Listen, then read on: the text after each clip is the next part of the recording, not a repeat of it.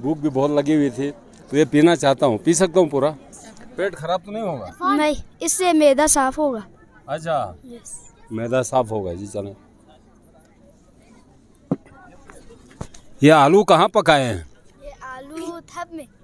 थप का मतलब क्या है, जरा उर्दू में समझाओ ना। चूल्हे पे। चूल्हे पे, लकड़ी वाले चूल्हे? हाँ, यस। यानी लकड़ी जलाया, उसके बाद उसकी जो राख बन गई उसके अंदर आलू डाल दिए साफ करके, और जब वो पक गया तो फिर आपने बाहर निकाले? यस। और आपने बाहर निकाले, मैं लेके जा रहा हूँ। यस, जा। मैं ले जा सकता हूँ? गुड यार, बच्चे बड़े फराक दिल हैं यार। ये देखे ना, था भी आलू, ये जमाना हुआ था खाए हुए ना, मैं भूल भी गया था। अब बच्चे ने याद दिलाया तो जाहिर है खाना ही पड़ेगा। क्यों बेटा, अगर मैं ये नहीं खाऊंगा तो आप नाराज होंगे ना? यस। है? यस। आप सब नाराज होंगे? मुझे खाना चाहिए। Yes sir. देखना, बच्चों ने कहा यार खाना चाहिए वरना हम नाराज होंगे, और बच्चों को नाराज कोई नहीं कर सकता। तोस्कुर देखो यार, इसमें क्या क्या चीजें हैं यार? नमक है, प्याज है, मिर्ची है। और आटा शाटा नहीं? वो जो के आटे से बना है। जौ के आटा से, जो है और जौ का आटा है, और नमक है, प्याज है, मिर्ची है। अच्छा, ये कितनी देर में पकता है? 10 मिनट 15। अच्छा, खुरबा देखें जी, इंटरनेशनल डिश है ये बिल्कुल ख़राब नहीं होती। और मेरा ज़ाती तजुर्बा है, जब मैं K2 ट्रैक पे जा रहा था बेस कैंप, तो हमने इसको बनाए, पेजू में पकाया, क्योंकि उससे आगे आप पका नहीं सकते हैं, हाइट ज़्यादा है तो चीज़ें पकती नहीं हैं। तो वहाँ पे हमने पकाया और K2 बेस कैंप गए, ABC तक गए, यही रोटी खुरबा खाते हुए, और फिर वापस जो है अस्कुली तक आ गए।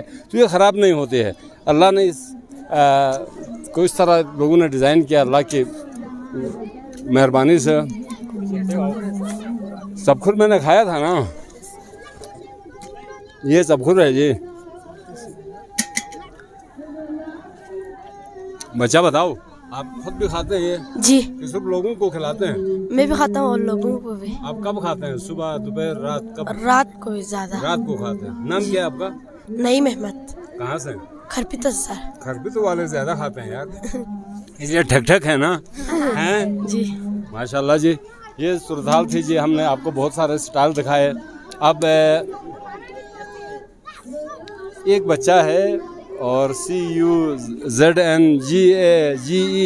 मैं तो नहीं समझा भाई, ये बच्चा बताएगा, आप लोग खुद समझने की कोशिश करें। अस्सलाम वालेकुम जी। ये मॉडर्न पीरियोडिक टेबल है जिसको हमने यहाँ पर इसको बनाया है, जिसको मोज़ली ने 1913 में निजात किया। आप देख रहे हैं कि जो मॉडर्न पीरियोडिक टेबल हमने बनाया है, और इसके जो आपको हम कुछ बताता चलें कि इसमें 8 ग्रुप और 7 पीरियड होते हैं, और इसके जो उन्होंने जो इजाद डिस्कवर करने वाले उनके लिए अलग अलग नाम रखा है, या फैमिली नाम और स्पेसिफिक नाम। जैसे कि आप देख सकते हैं, ग्रुप नंबर 1 का नाम अल्कलाइन मेटल है, और उसके दूसरे का अल्कलाइन अर्थ मेटल, जैसे करके इन्होंने अलग अलग नाम रखा है। जैसे कि इसका ब्रोमीन फैमिली और इसका कार्बन फैमिली, जैसे कि इसका नाइट्रोजन फैमिली। हमें तो वो छुट्टी वाला पीरियड याद होता था। छुट्टी के लिए कोई 7 दफ़ा जब घंटी बजती थी, टाऊं टाऊं टाऊं टाऊं, ये पीरियड हमें याद था जी। इसके अलावा कोई पीरियड हमें याद नहीं है। आप माशाल्लाह जी, आपको ये सारे याद हैं। देखें यार, क्यों उदास बैठे हो? नहीं, परेशान क्यों? चाहे तो मैं परेशान। क्या बनाया आपने? ये जूसर मशीन। बनाओ जरा, जूस पीते हैं आज। फ्रूट नहीं है। नहीं, वैसे इसको जरा चलाओ तो सही ना। कमाल है जी, वाह यार, जबरदस्त। फ्रूट नहीं था वरना जूस भी पिला सकते थे, पी भी सकते थे। सलाम अलैकुम। हाँ जी बेटा, क्या हाल है? क्या चीज़ें लेकर बैठे हैं? जी सर, ये हमने डायलिसिस मशीन बनाई है सर। अच्छा, डायलिसिस मशीन? जी जी सर। बड़ी खतरनाक चीज़ बनाई बच्चों जी। बताएं ना, प्रोसेस बताएं इसका। इसमें होता है कि पहले हमारे बॉडी से ब्लड को निकाला जाता है सर। निकाला? ये जी कहाँ पे सर। जमा किया ब्लड निकाल के? ब्लड निकाल के यहाँ जी सर, ठीक हो, आगे उसके बाद ये जो मशीन होते है इसमें और डायलिसिस फिल्टर होता है, वो हमारे ब्लड को फिल्टर करके दोबारा जो साफ ब्लड हमें हासिल होता है वो दोबारा हमारे बॉडी में डाला जाता है सर उसे। फिर और उसमें से जो वेस्ट प्रोडक्ट निकलता है सर उसे अलग करके बाहर निकाला जाता है। इस सारे अमल में कितना टाइम लगता है मैक्सिमम? इसमें तकरीबन 1.5-2 घंटा लगता है सर। 1.5-2 घंटे? 1.5-2 घंटे में हमारा जो ब्लड होता है सर वो साफ़ होकर दोबारा बॉडी में चला जाता है सर। वेरी गुड यार, वाकई ये मैं चूँकि मैंने भी देखा है डायलिसिस होते हुए ब्लड पूरा एक मशीन के ज़रिए में आपको फिक्स किया जाता है। उस मशीन का नाम भी मुझे याद नहीं है। अच्छा, और उसके बाद जो है पूरा ब्लड जो है आपका मशीन में शिफ्ट हो जाता है। वहाँ से सफाई के बाद जो है उसको फिर वापस जो है बॉडी में भेज दिया जाता है।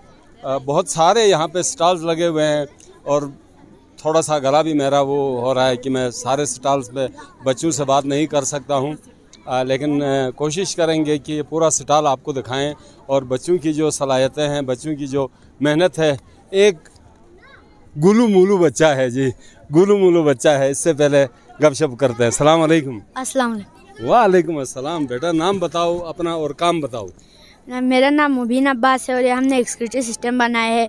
इसमें हमारे पास पेयर ऑफ किडनी मौजूद है, पेयर ऑफ यूट्रस और एक यूरिनरी ब्लीडर मौजूद है। और जो ये हमने रेड में जो शो किया है ये हमारे पास आर्टरीज है और जो हमने ब्लू में शो किया है ये हमारे पास वेन है।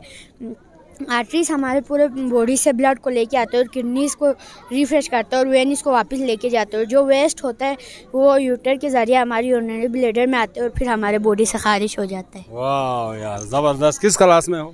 प्री-9। प्री-9 में ये हाल है तो आगे जाओगे तो मसला ख़राब हो जाएगा बच्चा। आप ये सारी चीज़ें बना रहे हो अभी से, क्या बनने का प्रोग्राम है? आर्मी में जाना है। तो ये सारी चीज़ें आर्मी से तो रिलेटेड नहीं है? नहीं, हमने एग्जीबिशन के लिए बनाई थी। आर्मी से मुतल्लिक तो वर्दी होनी चाहिए थी, हथियार होने चाहिए थे, हैं? यस। हाँ गुड। बहरहाल जहाँ भी जाएं बेटा खुश रहें, आप सबको मौला कामयाब करे। आप लोगों की बड़ी कंट्रीब्यूशन है और जाहिर है हमारा मुस्तकबिल आप लोगों से ही, इन्हीं बच्चों से वाबस्ता है। और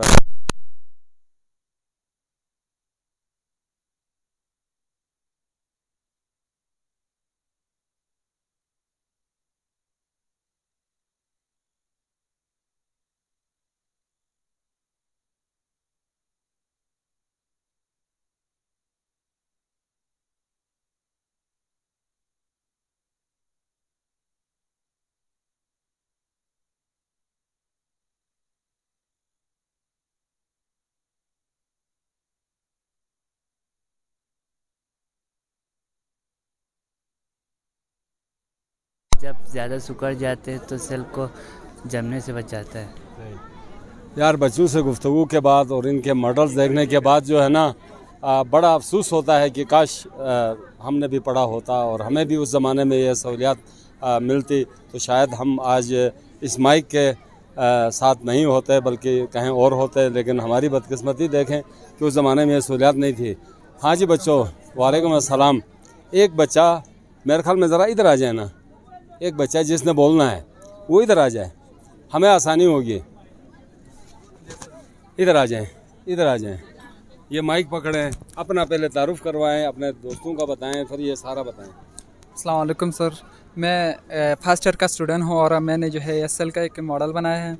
ये इसे जो है सेल उर्दू में जो खुलिया कहा जाता है, ये हमारी ज़िंदगी की इकाई होती है और इन्हीं से मिलकर हम इंसान बने हुए होते हैं और जानदार बने हुए होते हैं। यहाँ पर जो है इनको बनाने का मकसद ये है कि जो है हम स्टूडेंट्स और हमारे जो पेरेंट्स वगैरह हैं उनको ये समझा सके कि हमारे जो बुनियादी इकाई है जिससे हम मिलकर बने हैं वो हमारा सेल ही है, जिससे हमारे जो है फंक्शंस परफॉर्म होते हैं। तो इससे जो है इसको बनाने के बाद मैं इनका फंक्शन अगर बताना चाहूँ तो जो है हमारे पास न्यूक्लियस है और जो है राइबोसोम्स वगैरह इसका ऑर्गेनेलिस है और इनके अपने स्पेसिफिक जो है फंक्शंस होते हैं और इनके जो है हर एक अपने जो है इस्तात के मुताबिक काम करता है। और यहाँ पर सबसे अहम जो काम है वो न्यूक्लियस का ही होता है, जिसका अंदर जो हमारा जेनेटिक मटेरियल मौजूद होता है जिनसे ही हमारी आइडेंटिटी होती है। आजकल जो है जो फॉरेंसिक जो टेस्ट किए जाते हैं वो इसे जेनेटिक मटेरियल से ही किया जाता है। और यहाँ पर जो है माइटोकॉन्ड्रिया जिसे हमारे जो है पावर हाउस का सेल कहा जाता है, जिस तरह हमारा पावर हाउस बिजली का प्रोडक्शन करती है वैसे हमारे ये जो है हमारे सेल्स को जो है हमारी बॉडी को तवानाई प्रोवाइड करता है एटीपी की फॉर्मेशन करते हुए। और ये जो है गोल्जी ऑपरेटस और लाइजोसोम जिसके अंदर 40 किस्म के जो है डाइजेस्टिव एंजाइम्स मौजूद है जो हमारे जो है मटेरियल्स को डाइजेस्ट करने में मदद करता है जी। थैंक्स, बहुत शुक्रिया जी, बड़ी तफसील से आपको आगाह किया है। और वो जो बच्चे जो किसी वजह से यहाँ इस एग्ज़िबिशन में नहीं पहुँच सके हैं उनकी मालूमात के लिए हम सारा ये कुछ कर रहे हैं। गो कि अब हमारी एज नहीं रही कि ये सारी मालूमात हासिल करें। कुछ बॉडी मुझे ह्यूमन बॉडी कुछ इस तरह की चीज़ें किडनी नज़र आ रही है। बच्चा क्या बना है? ये माइक मेरे पास रहने दें, बड़ी मेहरबानी होगी। अस्सलाम वालेकुम। हमने किडनी बनाया, स्ट्रक्चर ऑफ किडनी। अगर किडनी की हम बात करें एक्सटर्नल की, एक्सटर्नल में हमारे पास आता है लेंथ। अगर हम किडनी की बात करें, एवरेज लेंथ होता है 10 सेंटीमीटर जो। अगर हम एवरेज वेट की बात करें तो एवरेज वेट हमारे पास होता है 5 सेंटीमीटर। अगर हम एवरेज थिकनेस की बात करें तो एवरेज थिकनेस होता है हमारे पास 4 सेंटीमीटर। अगर हम कलर की बात करें तो हमारे पास कलर आते हैं डार्क रेड कलर होते हैं। हाँ, शेप की बात करें तो हमारे पास शेप बीन लेक होते हैं। और हम इसके लोकेशन की बात करें, हमारा एब्डोमेन कैविटी के जस्ट बिहाइंड डायफ्राम के नीचे होता है। इस तरह हम इंटरनल में जाएंगे तो इंटरनल पर हमें 2 लेयर्स नज़र आ रहे हैं। एक लेयर जो रेड जालर से शो किया हुआ है, इसे कहता है रिनल कॉर्टेक्स। और जो आपको ब्लू जालर से शो किया हुआ है, इसे कहता है रिनल मेडुला। रिनल मेडुला के अंदर हम अगर जाएंगे तो एक कोन लाइक स्ट्रक्चर मिलेगा जिसे पार्मिट्स कहते हैं, रिनल पार्मिट्स। रिनल पार्मिट्स के अंदर बहुत सारे स्ट्रक्चर पाए जाते हैं जिसे हम नेफ्रॉन कहते हैं। कहा जाता है कि एक ही किडनी के अंदर 1 मिलियन से ज़्यादा नेफ्रॉन पाए जाते हैं। नेफ्रॉन का हमने बड़ा करके यहाँ शो किया हुआ है सर। नेफ्रॉन का अगर हम बड़ा करें, नेफ्रॉन 2 पार्टों में इस्तेमाल होते हैं। यहाँ से जो ऊपर है उसे कहते हैं रिनल कॉर्पसल, जिसमें बुमन कैप्सूल जो हमने ब्लू मार्कर से शो किया हुआ है। और ये नेटवर्क ऑफ कैपिलरी जिसे ग्लोमेरुलस कहते हैं। इस तरह अगर हम ट्यूब्यूल की बात करते हैं, ट्यूब्यूल का सबसे पहला हिस्से को कहते हैं प्रोक्सिमल कन्वोल्यूटेड ट्यूब्यूल। उसके बाद वाले को इधर से यू शेप आपको जो नजर आ रहा है लूप ऑफ हेनली कहते हैं। यहाँ से यहाँ तक डिसेंडिंग लूप ऑफ हेनली, उसके बाद यहाँ से यहाँ तक असेंडिंग लूप ऑफ हेनली, और आखिर में से कहते हैं डिस्टल कन्वोल्यूटेड ट्यूब्यूल। और जो हमारा वेस्ट मटेरियल है वो सारे यहाँ पर कलेक्टिंग टैंक में। अगर हम इसके फंक्शन की बात करें तो फंक्शन नेफ्रॉन का या किडनी का फंक्शन की बात करें तो इसका यूरिन फार्मेशन, उसके बाद ब्लड का फिल्ट्रेशन और ऑस्मो रेगुलेशन में भी इसका हाथ होता है। बहुत शुक्रिया। मुझे गुर्दा देखने के बाद अंजुम आप याद आए, इसलिए कि आपके गुर्दे में भी कोई पत्थरी थी और यहाँ पे अगर इलाज भी हो सकता था। प्रिंसिपल साहब मौजूद हैं, सर मोहम्मद काजिम साहब इस पूरे सिस्टम के प्रिंसिपल हैं। और ये इनकी मेहरबानी है, इनकी शफ़क़त है, इनकी मोहब्बत है कि असवा स्कूल युलतर जो है वो न सिर्फ तालीम के शोबे में नुमायाँ सर्विसेज दे रहा है, इलाके की खिदमत कर रहा है, बल्कि ये जो हम निसाबी सरगर्मियाँ हैं और स्पेशली जो IT से मुतल्लिक अब दौर जदीद के तकाज़ों के मुताबिक IT से मुतल्लिक जो अब नुमाइश वगैरह है, इस सारे के पीछे काजिम साहब है। काजिम साहब हमेशा कुछ ना कुछ करते रहते हैं, बल्कि मैं अगर ये कहूँ कि असवा स्कूल सिस्टम जो है ऑल ओवर, अगर हम तमाम इदारों की बात करें तो वो कुछ ना कुछ करते रहते हैं। ये आप आराम से क्यों नहीं बैठते हैं, रूटीन की ड्यूटी करें और घर जाएं? बिस्मिल्लाह रहमान रहीम। सर, जिस तरह बताया जाते हैं कि बच्चे स्कूलों में पढ़ने के लिए नहीं बल्कि वो सीखने के लिए आते हैं, तो यहाँ मतलब हम जो है निसाबी सरगर्मियों के साथ साथ हम निसाबी सरगर्मियों के लिए इनके लिए मौका देना जो है हमारे मकसद ये हैं कि बच्चे के अंदर जो मतलब हिडन स्किल्स वगैरह है, उनकी तख्लीकी सलाहियत है, ताकि उनको हम जो है सिर्फ किताबों के हद तक न रहें, किताबों में सिर्फ पढ़ते हुए न रहें, बल्कि वो अमली मैदान में जो है उसका मुजाहरा करें। तो हम प्रैक्टिकल लाइफ में जो है एक बच्चे को स्किलफुल बनाने के लिए हमारा मेन मकसद ये है कि एक बच्चा सिर्फ पढ़ने से नहीं बल्कि कुछ करके जो है दुनिया को दिखाएँ। तो ये हमारा मकसद है सर, ताकि बच्चा जो है वो अमली मैदान में किसी चीज़ को परफॉर्म करके दिखाएं। सर, तालीमी मैदान की बात करें, कुछ आपसे ये भी जानना चाहेंगे कि जो सालाना जो एक आला है मापने का किसी भी इदारे की कारकर्दगी को, तो वो बज़ाहिर रिज़ल्ट ही हैं सालाना, और अल्हम्दुलिल्लाह जो हमारी मालूमात है उसमें असवा स्कूल जो है हमेशा टॉप 10 टॉप 5 पोजीशन पर रहा है। इसको ज़रा क्लियर करेंगे आप? जी सर। जी सर, यहाँ पर जो है खैर वो अभी आप जो मतलब पढ़ाई के एकेडमी के हवाले से बात करें तो ये हमारा ये भी मकसद नहीं है कि हम सिर्फ हम निसाबी सरगर्मियों को ही जो है उस एरिया को बिल्कुल इग्नोर करें, बल्कि जो है हम इस प्रोग्राम के साथ साथ उनकी पे भी कड़ी नज़र रखते हैं कि एक बच्चा जो है जो कुछ वो पढ़ते हैं, जो कुछ वो सीखते हैं, उनको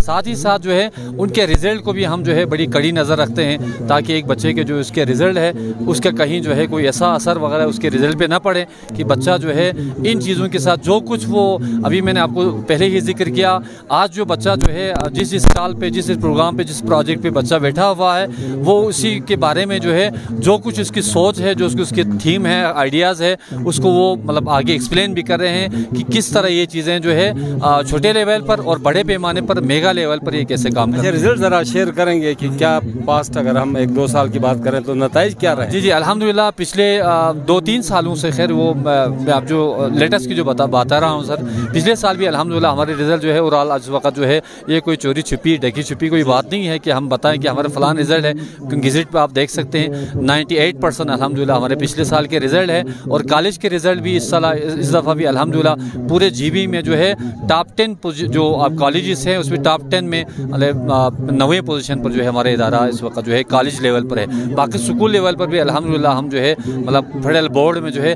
अच्छे से अच्छे रिजल्ट दे रहे हैं और जो है हमारी टॉपर जो बच्चे हैं जो बेहतर तरीके से वहाँ जो है मार्क्स वगैरह भी स्कोर कर रहे हैं। सही। अच्छा, ये एग्जीबिशन जो लगी है ये मेरे ख्याल में 18 तारीख से शुरू हुई थी, आज 19 से गालबन, और ये कब तक जारी रहेगी? ये इंशाल्लाह 4 रोज़ा हमने प्रोग्राम जो अरेंज किया है सर, उसमें डे फर्स्ट जो है जितने भी जो हेड ऑफ डिपार्टमेंट से हमने इन्वाइट किया था जो यहाँ तशरीफ लाए बहुत सारे मेहमान। आज डे सेकेंड है जिसमें हमने सिर्फ फीमेल स्टूडेंट्स के लिए स्कूल कॉलेजेस के जो फीमेल स्टूडेंट्स आ रहे हैं। जो डे थर्ड होगा उसमें बॉयज़ कॉलेजेस और स्टूडेंट के जो बच्चे आएंगे, और डे फोर्थ में हमारे अपने स्कूल के जो बच्चे हैं उनके साथ साथ मोहतरम पेरेंट्स को हमने इनवाइट किया है। तो हमारा यहाँ 4 रोज़ा प्रोग्राम को इनेकाद करने का हमारा मकसद ये है कि ज़्यादा से ज़्यादा लोगों को जो है इस प्रोग्राम से जो है इस्तेफादा करने का मौका मिले। बहुत शुक्रिया जी, हमारे साथ गुफ्तगू कर रहे थे principal Aswa school Zultar sir Mohammad Kazim साहब। आपने बड़ी डिटेल से हमने सभी सरगर्मियों के साथ जो एकेडमिक पोजीशन है असवा स्कूल जुलतर की उसके बारे में भी आगाह किया, और यकीनन किसी भी अदारे की कामयाबी के लिए सिर्फ नसाबी सरगर्मियों से काम नहीं चलेगा, बल्कि हम नसाबी सरगर्मियों के मौके भी तलबा और तालिबात को फराहम करने पड़ेंगे। और इससे पहले अगर हम बात करें तो इसकी बुनियाद जो है वो चीफ सेक्रेटरी गिलगित बल्तिस्तान ने यहाँ पे कैरियर फेस्ट के ज़रिए रखी थी। एक बड़ा प्रोग्राम था जिसमें IT से मुतल्लिक और स्कॉलरशिप से मुतल्लिक बहुत सारे जो है यहाँ पे मौके तलबा और तालिबात को दिए गए थे। और इस तरह की एग्जीबिशन से, इस तरह की नुमाइश से, इस तरह के प्रोग्राम से तलबा को न सिर्फ एतमाद मिलेगा, हौसला मिलेगा, गुफ्तगू करने का हुनर आएगा, बल्कि जो है उनको मुस्तकबिल साजी के लिए आसानी होगी। मेरे ख्याल में वक्त बहुत गुजर चुका है। अच्छा, और साथ ही आपको ये बताएं चलाएं जो अंदर हाल है वहाँ पे IT से मुतल्लिक जो है बहुत सारी एग्जीबिशन रखी गई हैं, रोबोट्स रखे गए हैं, मुख्तलिफ तलबा और तालिबात ने जो है वो प्रोजेक्ट्स बनाए हैं जो वक्त की कमी की वजह से हम आपको नहीं दिखा सके। अगले जो सेशन होगा इंशाल्लाह कल जब दोबारा हमारी टीम इंशाल्लाह हम यहाँ पे आएंगे तो दोबारा उस एरिया को विज़िट करेंगे और आपको दिखाने की कोशिश करेंगे। फिल वक्त कासिम भट्ट को मोहम्मद अंजुम के साथ इजाज़त दीजिए। अल्लाह निगहबान। गिलगित बल्तिस्तान जिंदाबाद, पाकिस्तान पाइंदाबाद।